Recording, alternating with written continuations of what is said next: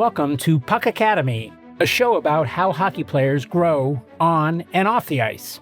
I'm Jason Jacobs, the host, and each week I talk with players, coaches, and experts shaping the future of player development.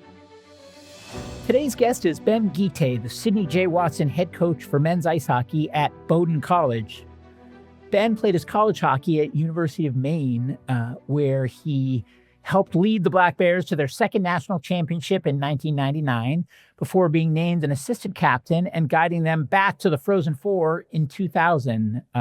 He totaled 47 goals, including 9 game winners, and added 49 assists for 96 points during his time at Maine. He then spent 13 years in the pros with 175 games in the NHL, 585 games in the AHL, and 68 games in the ECHL. He then jumped into coaching, where he spent several years at University of Maine, assistant coach, associate head coach, and then interim head coach before a brief stint at the Maine Mariners in the ECHL as head coach, and then he's been at Bowdoin since 2022. Now, I was excited for this one because Ben played the game at a high level, coaches the game at a high level. His father played the game at a high level, and now he's a hockey dad and coach as well for his kids. So there's a lot to talk about here, and it was fascinating to hear about Ben's journey in the sport, what it was like growing up in a household with a father who played the game at such a high level, how that influenced his decisions and development path along the way. We talked about how the game has evolved, how player development has evolved. We talk about what Ben looks for in players, his coaching philosophy, how they do things at Bowdoin on the ice and off the ice, the role of video, the role of data. We talk about some of the rule changes, the portal and NIL and the Canadian Major Juniors, and how that's impacting things at the Division I level and how that's trickling down. And we also talk about the future of the game, what Ben could change if he could wave a magic wand, and his advice for players and families trying to navigate the path. I really enjoyed this one, and I hope you do as well. Ben Guite, welcome to the show. Thanks, Jason. Thanks for having me. I'm psyched to have you. Man, we got a lot to talk about because you're coaching the NESCAC. I sort of played at the NESCAC. I quit, a year and 2 games in, which I'm 49 years old and still regret. But yeah, we're similar age, and in addition to being having played the game at a very high level and now coaching at a very high level, especially because D3 is the new D1, you're also a hockey dad like me. And I know you coach, from my prep, it seemed like you coach more than one team for your kids and maybe across more than one sport too. Yeah. So yeah, I'm dying to dig in with you on a whole wide range of topics. Sure. No, I get involved in all different kind of level. I guess it's my way of not paying for youth sport, which, it could be a small mortgage sometimes. It's crazy. Yeah. Which is another thing we can talk about. But maybe for starters, your dad played the game at a high level, and you also grew up in, Canada where the game's just, all around you, and you don't even think about it. It seems like for some kids whose parents were very accomplished in something, it can turn them away from that thing because it's too much pressure. And then for other kids, it's like they kind of are cut out of the same mold. But like, what was your introduction to the sport, and what was it like growing up, in a household where you did have, a parent who played the game at a really high level? Yeah, I think it was to start. I don't think my dad wanted me to play hockey. He was, he played pro hockey and junior hockey. It was. There was a lot of fighting, and he was one of the big guys, so he got to fight quite a bit himself. And he's told me stories about like even when I was born, he was attacked by 6 of his opponent in the parking lot when he was trying to get home to my mom and I. So he was kind of done with hockey when he was done playing.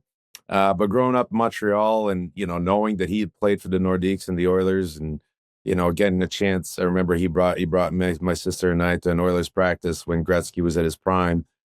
It was just I just fell in love with the game. I love playing it. I still do. I clearly don't do it anymore because my body doesn't work. But I just growing up in Montreal, my friends played, this kind of thing to do.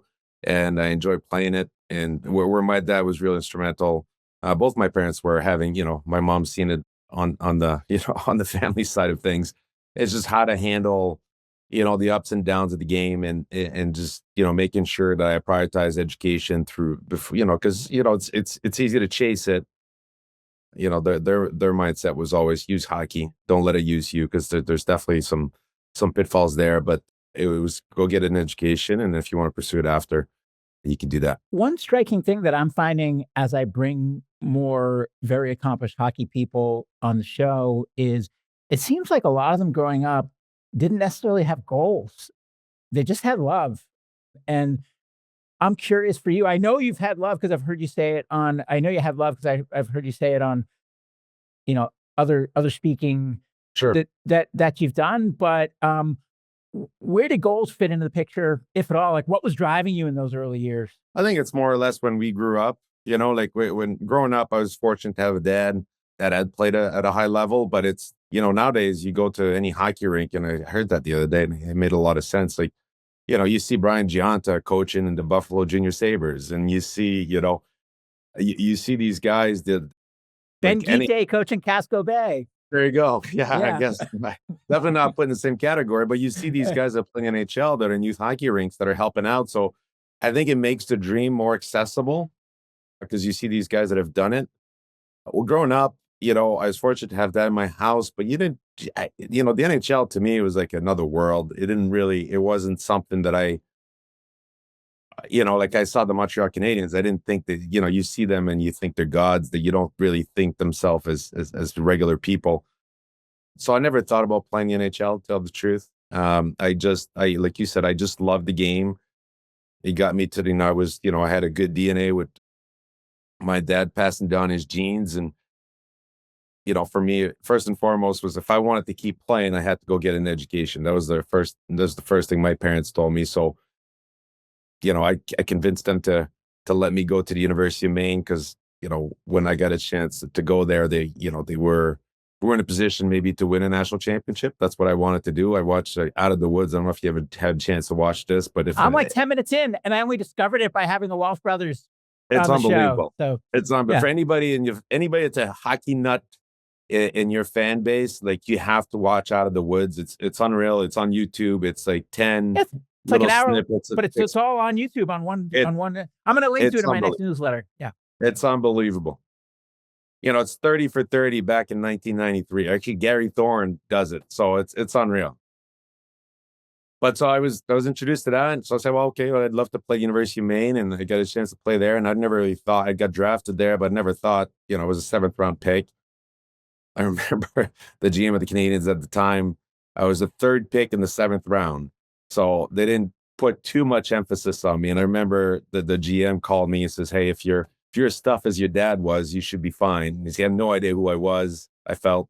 And so I just never thought it was for me. And then I just kept playing, and I got a chance to play eventually after 6 or 7 years in the minor leagues. And it just, to me, I was just keep playing, keep getting better. As long as I love it, I'm not hurt. I'm not in imposition to my family financially. It was a way of me to keep doing what I like. You talked about DNA and the nature piece. Where does nurture fit in, if at all, in the sense that, I mean, if you look at the back of the jerseys in the rinks of the, of the studs, right? A lot of times it's a recognizable last name, not all the time, right? But how much of that is genetics, do you think, and how much of that is access through, the osmosis that comes from just, being around that excellence and all the little nuggets that you get from that, living and breathing it? It's both. I wouldn't say it's one over the other. I think you need the genes. I mean, you look at the NHL players now. If you want to be a goalie and not 6'5", it's probably not going to happen, or close to, right, in the NHL. And if you're a player, I don't think, they'd be hard pressed to find more than 10 D men under 6 feet in the NHL. And if you cannot absolutely fly, you're probably not going to play. So it's just these things that, like they're just definitely on the pro side of things. They look for, obviously the college level and the amateur level is different. But at the same time, I just, I mentioned already, like my parents just, probably the best gift they gave me is just how to deal with stuff. Like how do you keep going? How do you keep getting up in the morning after taking it on the chin? I think that's probably that's the nurture piece, right? Is just how to handle it. And obviously, with my dad, and I think my kids have this similar advantage, is that I know people, you're gonna be putting in opportunities to succeed, and it's going to be up to you to definitely get some feet through the door, and that's up to you to barge through it. But there's definitely some genetics and some nurture, and it's opportunities that I was fortunate enough to have. One thing I've been trying to sort through, because it's complicated and it doesn't seem like there's easy answers to it, is that um, c- a number of people that have come on the show talk about it shouldn't be your goals. You shouldn't be living vicariously. You should be there to support.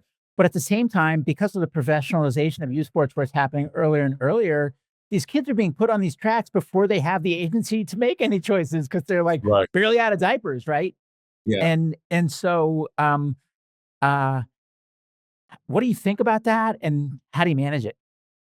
As a parent, I mean, obviously, like I've always been a big fan of letting my kids tell me what they want to pursue, and then just supporting them in that, and giving them the opportunities. We're not millionaires. We can't be flying eight different times in eight different cities and major cities with their teams throughout the year. So like we've made hockey local, but I have the ability to coach, and the great part about coaching at the NESCAC is you get a little bit more free time than you do in pro hockey or Division 1 as far as when the year goes. So it's not like I'm sitting at home, my feet up. I'm just coaching youth hockey versus recruiting 12 months out of the year, or coaching a season that goes from September to mid-June. People say, keep it fun. It needs to be fun. It's all about the fun. And at the same time, right, especially as it gets more competitive and the road gets harder, it's like if you don't grind, you get left behind. Like, how as a parent, right? Grind's not fun, especially for a little guy or girl, right? And so is it hands off and just see if because who's gonna seek out the grind? I mean, maybe there's a couple of cuckoos, right? But like most kids aren't gonna seek out the grind. And so what as a parent, what advice do you have for how to navigate that? Like, you just let your kid fry because they don't love to, shovel crap, or do you try to instill habits? I don't know. I mean, my kids are 12, 15, so there's definitely not the finished products. I don't know, maybe ask me in 20 years what I think of my approach, but it was all to me, it was always like get them to the rink with a smile on their face and make sure they leave the rink with a smile on their face. So I definitely had more the fun approach, teaching them the game and teaching the right way, but making sure that they had fun out there and there was a place that they associated would want to be there. I think the competitiveness of the game probably brings more of the grind out of them than I do. If they want to win, if they want to be on teams, then like I think they're lesson there to be taught as a parent says, hey, well, you didn't get what you wanted. Well, this is what you could have done better. And it's definitely some more teaching moments when they don't get what they want, and when they do get what they want. I was fortunate enough. I think both of my kids work hard, but at the same time, it's learning to work hard away from the game when they don't see the other kids working as hard. You don't, it's like I was at I was at a camp at Graham Townsend. I don't know if you ever heard the name, but he runs a great camp in the summer here, and he's got the Beat Boris t-shirt. And Boris is this fictional guy, probably Russian of some sort. And this fictional guy out there you try to imagine working harder than you, and you got to get into that mind space where, all right, somebody out there is trying to outwork me today, and what am I doing? But that's not, I mean, that's sorry, I've got these alarms set up, but that's not something I approach my kids when they're 8 or 9. I just want to make sure, because at the end of the day, if you keep showing up at the rink and you got the proper training and you got the right attitude at the rink, you're going to get better, and you're going to keep going up. I think when you get to the age of 14, 15, 16, and this is all stuff USA Hockey talks about. I sort of didn't bring it up. I didn't invent it. That's when, okay, well, you're getting pinned against other players, and how how do you respond there? Because that's the real competitiveness too, right? Like it's not just the game. It's okay. How do you measure yourself against other people? And are you willing to do a bit more than they can? But I don't think before, I don't know, like I think around 14, 15, 16, it's, I always felt it was my job as a hockey dad to get him within striking distance of the best ones at this age. And then from there, they got to take over, like that's kind of how I saw it. And when you think about any themes as you're evaluating players and recruiting with your Bowdoin hat on, what are the areas that are uncompromisable for you that they need to have coming in, and which are the ones that you're willing to let slide because because either you can teach it if you need to, or you actually like to, so you can kind of put your stamp on it. I mean, we preach character quite a bit at Bowdoin. It's, we're probably, we're different if you're looking at, and most of the NESCAC schools are the same. It's just we don't have the same luxury as Division One or other conferences. Like it's really hard to get in our schools. Most of the kids, once they get in our schools, they do it for, they obviously they love the game. If they didn't love the game, they wouldn't get to be at this level. But most of the time they come in here because they know what these schools are going to do for them after their playing career. So usually they stay. So you got to make, nobody's transferring out, nobody's leaving. So it's really important that you pick wisely, you do your due diligence, making sure you bring the right people off. I mean, it's for us that we throw every recruit we bring in, we make sure they spend time with our guys, and our guys give us the stamp of approval on every recruit we bring. And there's plenty of guys that we bring that they give us a stamp of approval we don't get also. But so the character piece is important. There's a lot of times during the year where workouts are not mandatory. So you got to turn your back on players, and you got to make sure that they're doing the work and that they're bringing somebody along with them. So like, recruiting leaders bring people with great character matters a great deal, especially in programs where we're not going to, I mean, I've been here for 4 years. We haven't had a transfer yet. You get more moving out or coming in.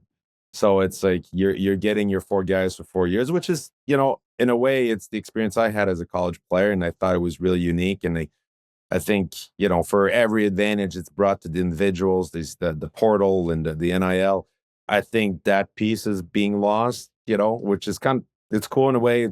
I mean, listen, I'm not one to stand against progress. I get it. But the fact, I think the NESCAC experience for hockey players is still very similar to what I went through, because guys stay here for 4 years. They really get to build some meaningful relationships, and they get to fight for, they really believe in what the program stands for as a culture and what we're trying to do. As hockey players, I mean, obviously we want to go hockey players. I think, if you get, nowadays, if you get skill, speed, and you compete, we'll find a place for you in your lineup as long as you bring the character piece and you're a worker. I wouldn't say like we don't necessarily have a mold per se. We like good hockey players. They're going to compete and they can think the game, and they're willing to fight for their spot in the lineup. Seems like the college game is getting older. Is that your observation as well? And how do you feel about it? I'm fine with it. I think, I probably, like, I think that's one of the things that when we took over at 4 years ago at Bowdoin, we made a point of it. I think historically the NESCAC had a lot of guys come right from prep school to the to NESCAC schools. It's just now with Division One, there's a lot of incredible students that understand, like, that are chasing Ivy Leagues or chasing going to schools like Boston College or Providence, or good academic schools that are the D1 level, and that they become, they're 19, 20 years old, and they get to the end of their eligibility in junior hockey, and they're like, okay, what's next? And you're getting very talented players, but you're also getting them with a little more hair on their chin. They've fought a few more fights, not physical, but like, they've played playoff. They've grinded on the bus. They've had to figure out life on their own, because most of the time they've lived away from home for the first time. So the first time they live away from home is not here at Bowdoin. So there's certain advantages that have come with that. I think the schools in the NESCAC have understood that 2 years out. Like, I look at our guys, like, takes 2-3 weeks to get used to school again, being sitting on behind a desk. But I feel that the maturity they bring usually have a lot of success right away. It's not, 2 years being out of school is not something that seems to hamper them to have success in the classroom. They're incredible students to start with. Most of them are not. Most of them are not geniuses. They're just really good people that work hard and they're disciplined with their work. So they come here, they do the same, and they're very successful here. I mean, I'm still a kid. Like I coach hockey for a living, Jay. So it's not, I can't sit here and be too serious about it. But they're going to work for a vast majority of their life after hockey's over. I think waiting a little longer before that starts. I don't think that's ever hurt anyone, especially with how hard they have to work here to do well. And it's funny, I think I heard you say in the past that when you were coming up in the game, it was important to you. It sounded like an ego thing to be able to say that you went straight into college Yeah, and were a natural freshman, right? yeah, yeah. That was a big thing for me. I don't know why. Yeah, I was 17, didn't know anything from anything, and that was, I don't know. That was probably a feather in my cap. But then I look back. I didn't play very well. My first 2 years of college, I spun my wheels. My freshman year, I think I was fortunate. Maine was suspended. We weren't allowed to be in the NCAA, so I'm sure we lost a bunch of recruits. So by default, I played probably more than I should have. My sophomore year, when Sean Walsh came back from suspension, I was in and out of the lineup.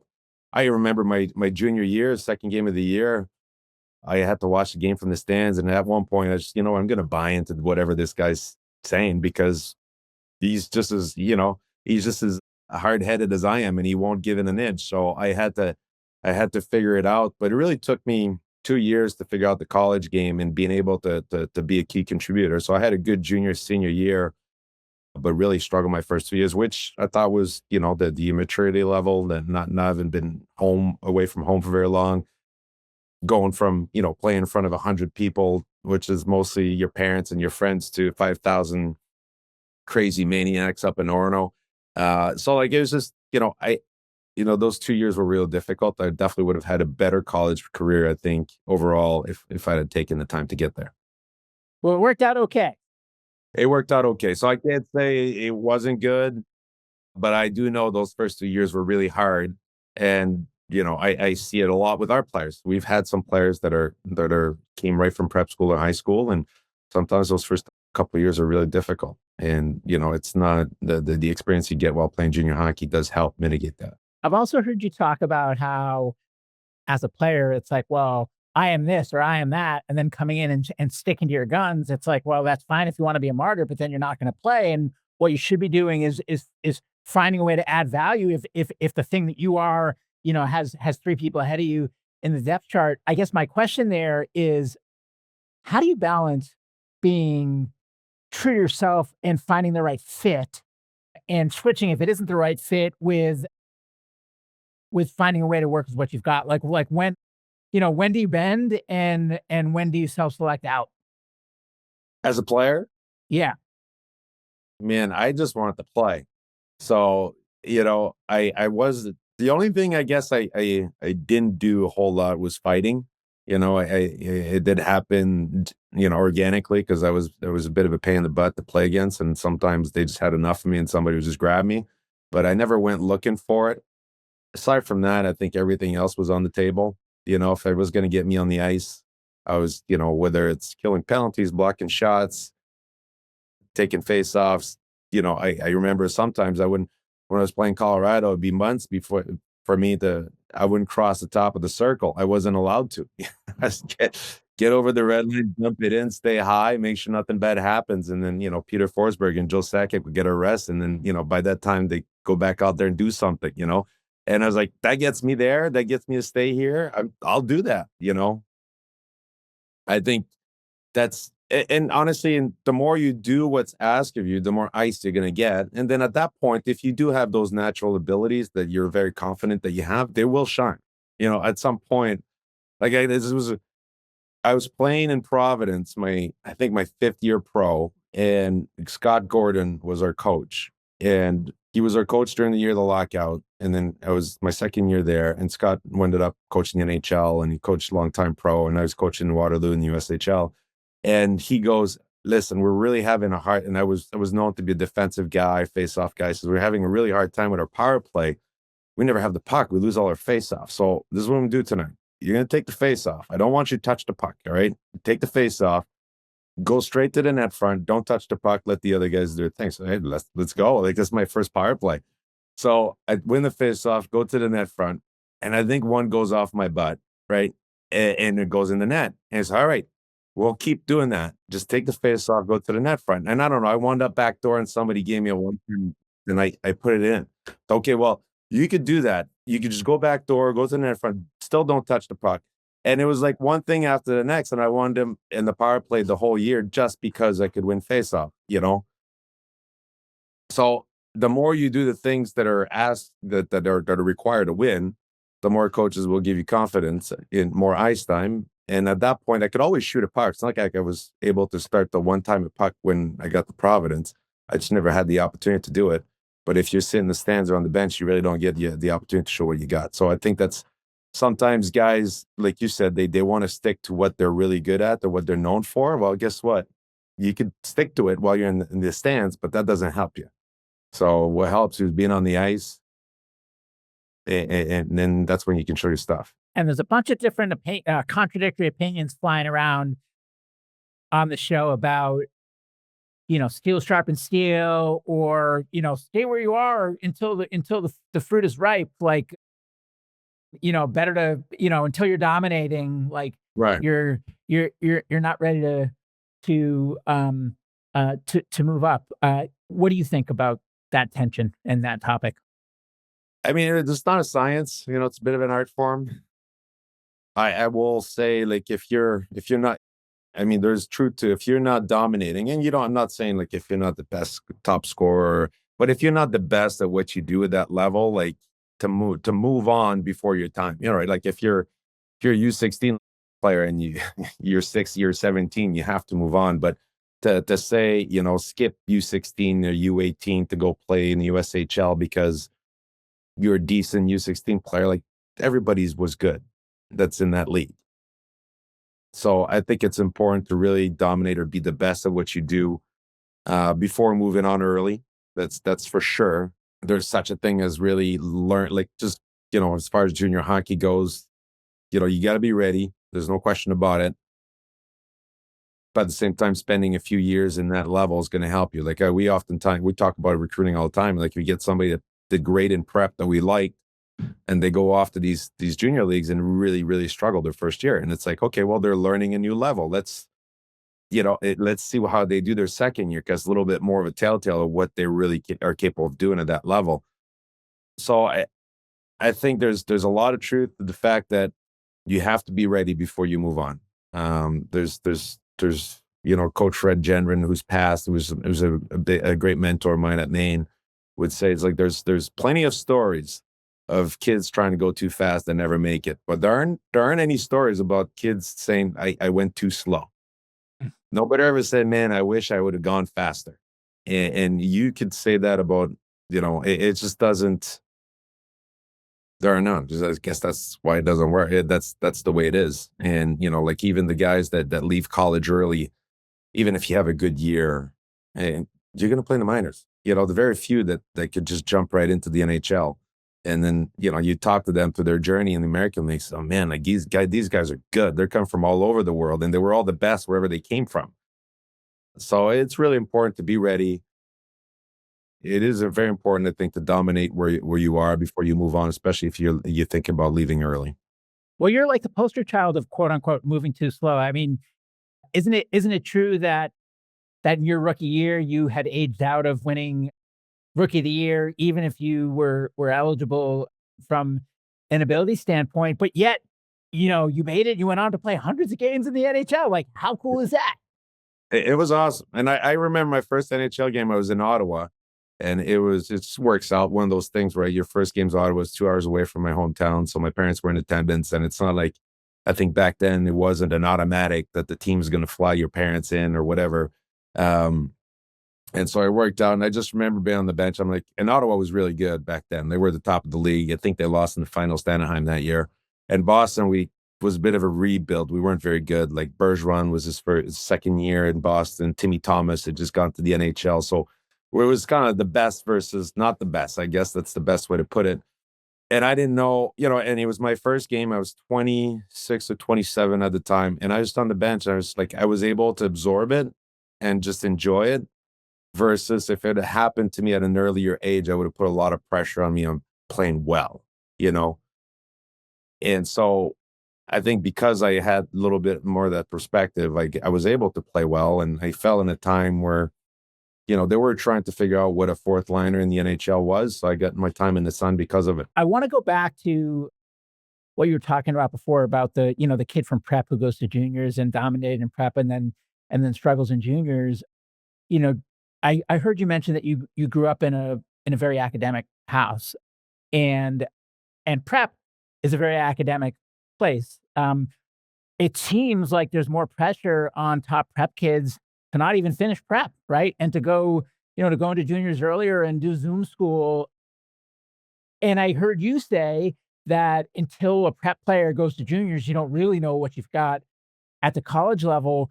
So, like, that's a lot to manage, as a player and family trying to figure out who is academically minded. Like, how do you, especially if they wanna end up in a place like a Bowdoin, right? Like, how do you navigate the best hockey path versus the best academic path? And when they diverge, how do you how do you tap dance through that minefield? It's hard. I won't lie to you. It's like I said, it's definitely not a science. I would recommend prep school players that have, especially now with what's going on with Division One, if you have aspiration of playing the NESCAC, even if you know you're going to play junior hockey, finish, graduate from that prep school. Those high end academic school, they love seeing, full completion and rigor and being able to be in one spot and, especially the brick and mortar experience. That'd be my first recommendation for anybody that's academically inclined that would like to go to the NESCAC.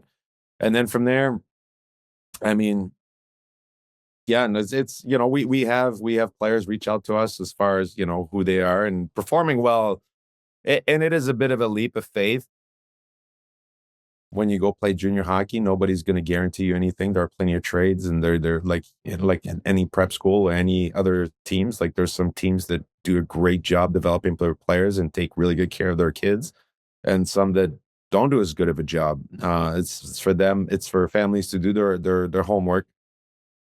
If they're in conversations with different NESCAC schools or different colleges, like ask the coaches what they think about different programs. Kind of look at the experience, like how long's a coach been there and how many kids they move on. It's important to do your own research that way.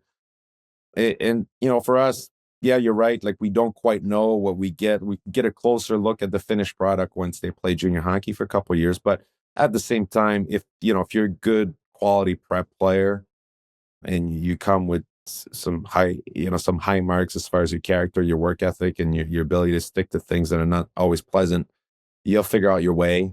And I think that most of the coaches in NESCAC put a lot of stock into that. The next topic, this is kind of a dual pronged one. Yeah, it's so complicated for my little brain that I had to kind of jot down some notes so I get it right. But there's been a rise as the game gets got more competitive. There's a rise in grind and almost like sub grind, right? Like everything's getting kind of compartmentalized and silo. There's a shooting coach. There's Right, right. power skating. There's the gym. I mean, it used to be just like the team and then dry land, right? And now it's like there's all this stuff, and there's a couple implications of that. One is that from a cost and just like a grind standpoint, as a family and as a driver, right, and as a kid, sitting in the car not doing other things, right? Like that's a big toll, right? And so now these academies pop up to try to consolidate, right? So I have two separate ways I want to hit that, right? One is the rise of the individual skills and the like, is it good for the game? And what are the implications when it comes to things like IQ? That's one topic. And then a separate topic is as these academies consolidate, right? A lot of it is Zoom school. And so like, is that a good thing or a bad thing for a player or a family? And how do you know? The skill is actually really cool because you see where the NHL is, and I mean, it's hard to argue the NHL has never done better than it has now. Part of it is the incredible marketing machine it's become, but it's also the product that they put on the ice. I think I look back even the days that I've played, which like I hung it up less than 15 years ago, and The game was it was starting to get more skilled. How's that possible, Ben? Because we're around the same age. Now I'm almost 50. I was unoriginal. Didn't want to do anything else. The game has gone so fast and so skilled, and part of it's the equipment, part of it's like the type of player that I now put emphasis on, and part of it now is like kids. You make so much money, even if you're like a fourth. Like there came a time where there's a fourth liner in the NHL wasn't making a whole lot more than just a regular person. Now it's like your fourth line money, like you're setting yourself up for the rest of your life. So I think there's better athletes that see that as an avenue to make money early. So like there's just better athletes that are willing to stick it out longer. Definitely the skill component, kids are taught at a younger age how to skate a certain way, how to handle the puck a certain way, how to shoot it a certain way. So that makes it. I definitely think, you know, now it's like if you don't have the size, you can't skate, you don't have skill, they'll just pass you along. They'll just pass over you. So along with that, you're grabbing some guys that might not have the IQ to play the game or the internal fortitude to play the game or have success at it. But those guys are giving it a try. And then if it doesn't work, just move on to the next one. And, I think the guys that still make it to the NHL, that make it a lot, for a long time are still wired the exact same way as they were in my times. They're still the athlete that wanted more than everybody else. They're willing to do everything else more than anybody else and they're tough people. They're willing to they take it on the chin to get back up and they keep going at it and they keep outworking people. I think that has not changed and it will never be because the pyramids, that they're the top of the pyramid for a reason. Has the IQ suffered as the individual skill focus has increased? I don't know. I mean, I didn't look at the game from a coach's perspective when I played. I think the game was slower, so it's probably a little easier to think it. I still think the guys at the top think it pretty well, and there's still a lot of value to it. Like I think that the hard part is recruiting wise, you don't put as much stock into it because you're not there every day. But when you're coaching, you put a ton of stock into it. When I have our players in our locker room and I see them competing every day, and I'm trying to make up a lineup for the week, I put a lot of stock into that. So, if that's the type of coach that you are, you're going to recruit guys that can think it, that are hockey players, not just guys that look the part. So I think it goes hand in hand with, what you're trying to build as far as getting recruited by the higher level. I think there's still some coaches that put a lot of stock into it. There's some coaches that don't. They like rather just speed and skill and kind of figure out who can hang from there. But it's definitely changed just because the game's more skilled, more fast. So you need guys that can do it also. Well, I know we have a second half, but this is too juicy to leave quite yet.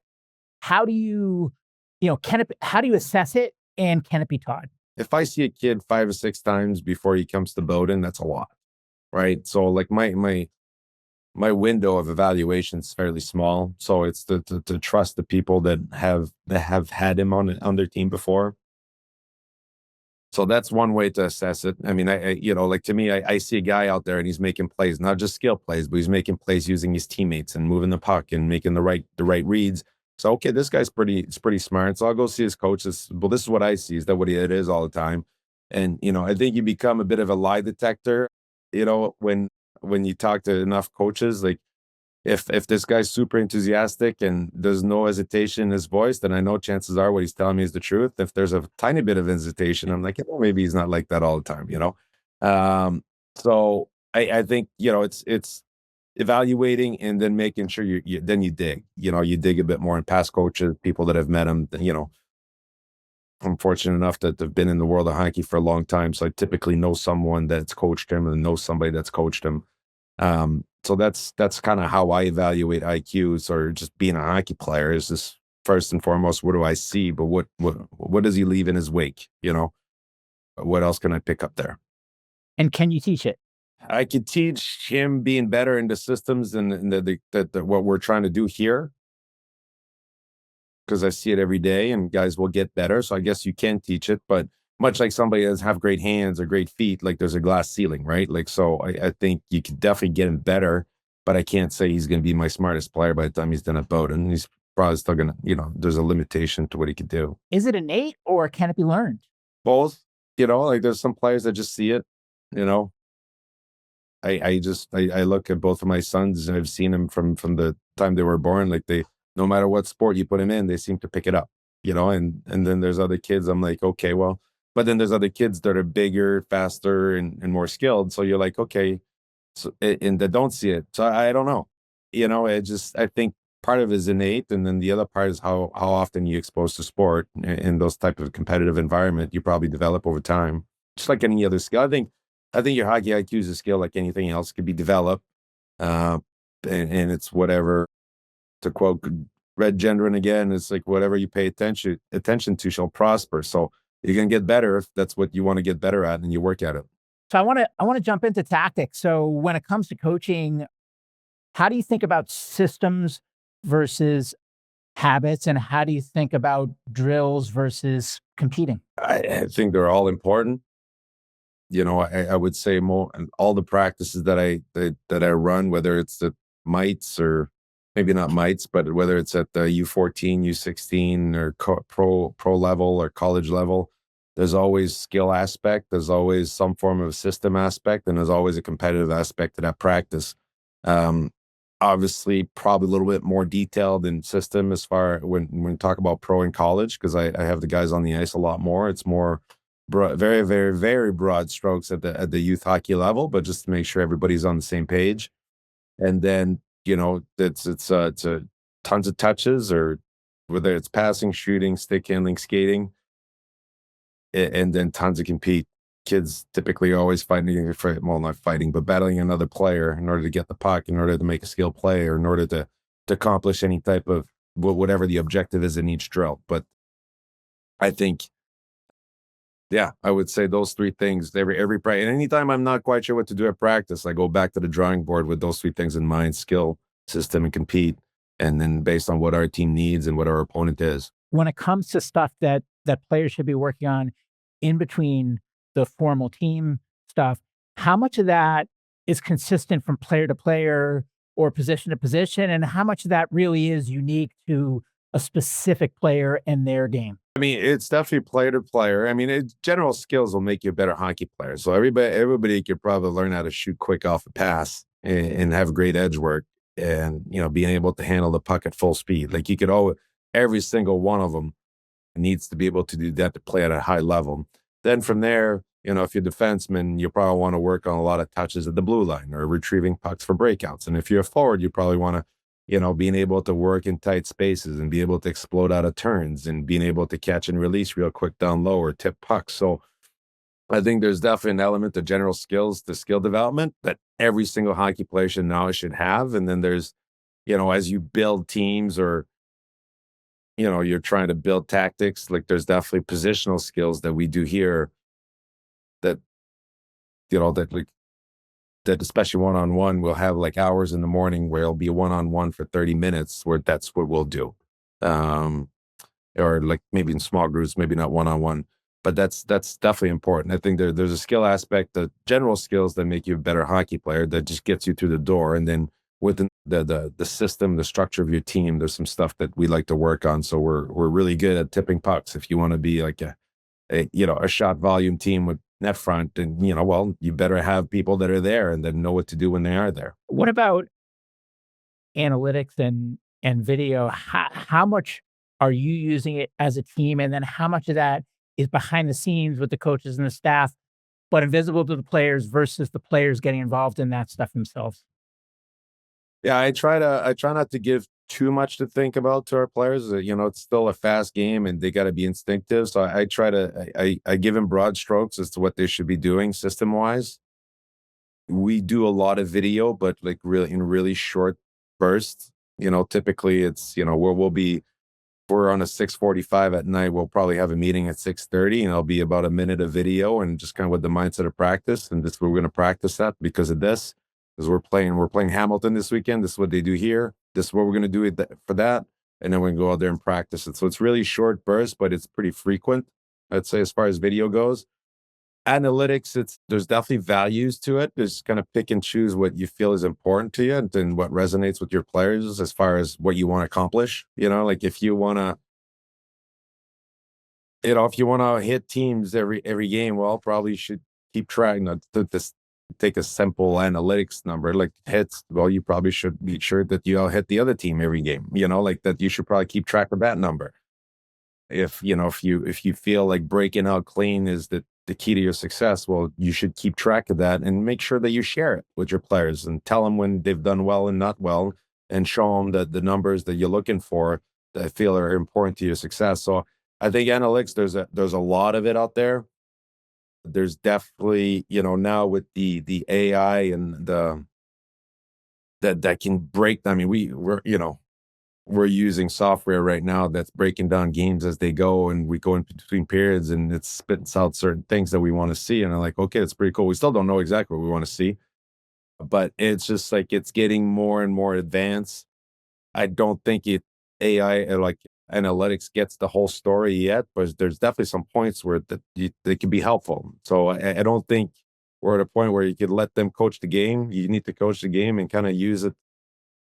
Use it for support, not not illumination. I guess that's the best way to put it. And for the things that you do track, how much of that is consistent that you will track throughout a season or throughout multiple seasons? And then how much of that is switching out, and with what frequency? Like, are you switching every game? Are you switching on a per player basis? Like, how do you think about like the moving pieces there in terms of the data that you're hungry for? I mean, we try to be as consistent as possible. Like if we're gonna, hold guys accountable to them, and we make sure it's always measured in the same way, especially throughout the season. From season to season, you can set different parameters, but within a season, stick with what you do and make sure it's communicated clearly what you're looking for. So the guys can go out there and do it. We talked a little bit about this, but when it comes to some of the changes that are happening around the rule changes with the Canadian Major Juniors and the NIL and the portal, how much of that is making its way into Division Three and into your world? Yeah, and I think there'll probably be some guys in NESCAC that have played some games major junior last year. It's still a little gray for some reason, as far as it's a bit of a gray area, whether they're allowed to play yet or not. But I think eventually they will be, just because that's what the rest of the NCAA is doing. Um, I don't know if there'll be a thorough ground for us to go up there all the time, because at the end of the day, it is tier one level that are looking for tier one opportunities with a lot of money in their pockets, which we can't offer. So, but at the same time, having said that, the trickle down effect has been massive. We're looking, we can't talk about particular individuals yet publicly because they haven't signed their financial aid or their acceptance papers yet. But we're having guys that are playing the North American League right now that are be freshmen for us that have produced at a level that nobody's ever produced in the history of Bowdoin hockey, or close to. So that's for every program. That's not just us.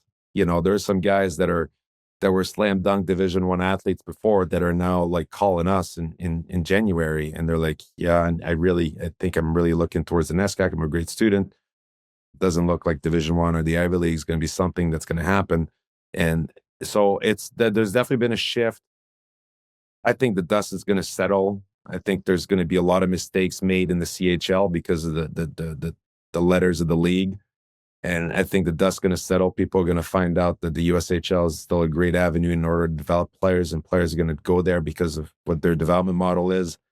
But I also think there's going to be a time where there's some American League teams that are going to sign guys out of the NESCAC. I don't know if it's going to be a lot of them, but I do think at some point, because you're going to get somebody with a frame. We talk about DNA, or somebody with a great frame or pro frame that could skate, and that might have little things to touch up on. He's going to come here and be dominant, depending what he does with this summer.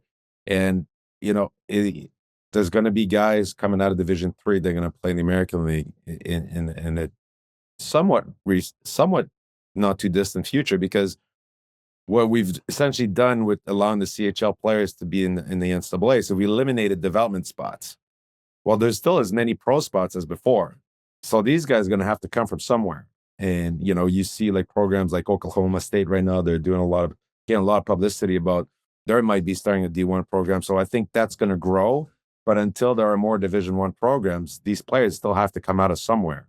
And, you still have to fill your roster in the CHL. You still have to fill your roster in the American League and the SHL, in all the leagues around the world. So I think it's still Division III is a much more viable option if you want to play pro than it has ever been before. That's kind of like the moving landscape that I've noticed, or at least I expect to happen in the next few years.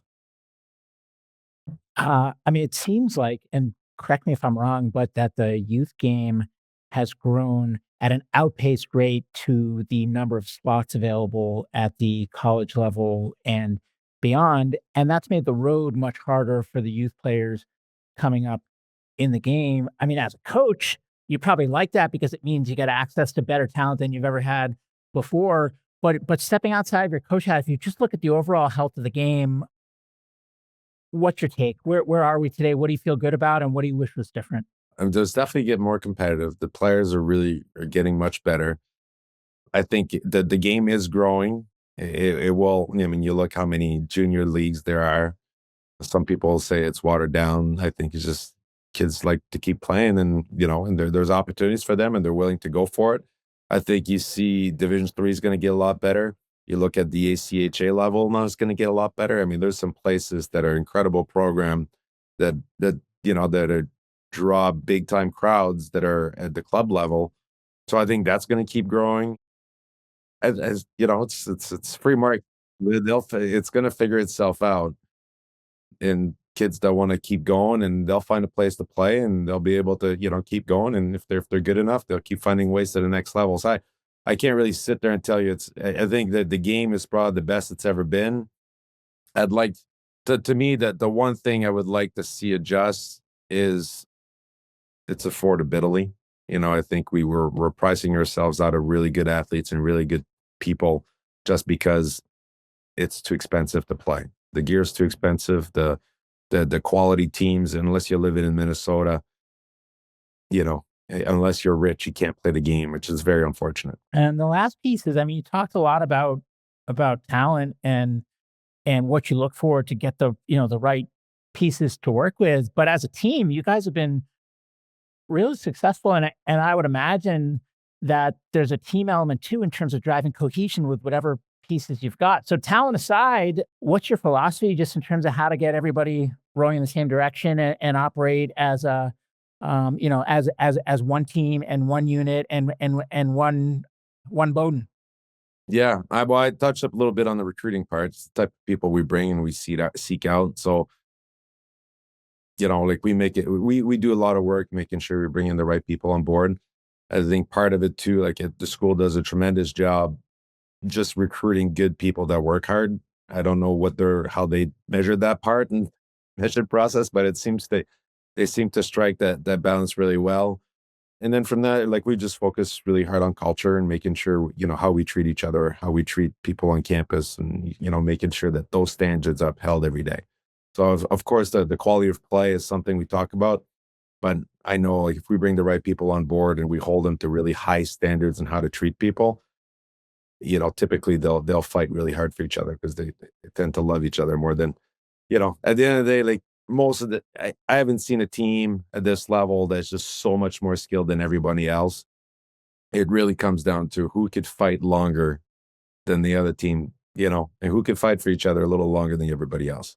And typically at all level, that's how it works. So to us, like the quality of individuals and the culture in which we operate every day is the most important. I think that's a great point to end on.